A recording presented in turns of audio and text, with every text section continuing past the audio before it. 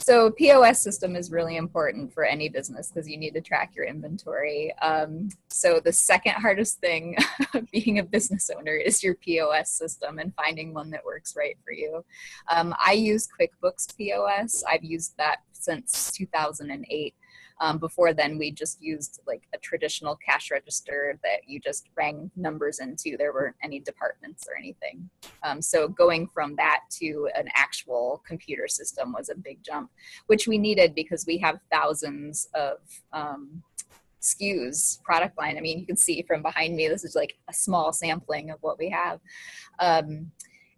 It has its problems. Every POS system has its problems, and we just upgraded and we're finding different quirks in this one compared to the last version of it. So it can be a challenge. I do not let my QuickBooks POS talk to my bookkeeping. I run reports because I know that the hardest part with any inventory system is inventory, making sure it's accurate. And we do inventory on a monthly basis, not the entire store. We do it by department. So we will have done inventory on the entire store 2 times within the year. To try to keep our numbers accurate because of the high amount of ordering that we do, and we use our POS system to do our ordering. You'd have to just kind of go with the flow. You can't take the POS system too personally. So it needs to be something that, you know, any new staff member can come in and start using and understand. And for the most part, with, you know, the background in computers that we all have, I think it's pretty easy for staff to pick that up. But there could be a lot of problems with POS systems.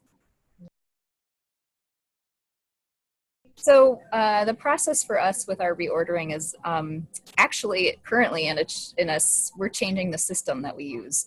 Before we would just kind of reorder what we knew we were selling the most of, but now we are relying on our POS system to do that ordering. So part of what we have set up is knowing what our reorder points are for all of our products, and so basing our ordering on that.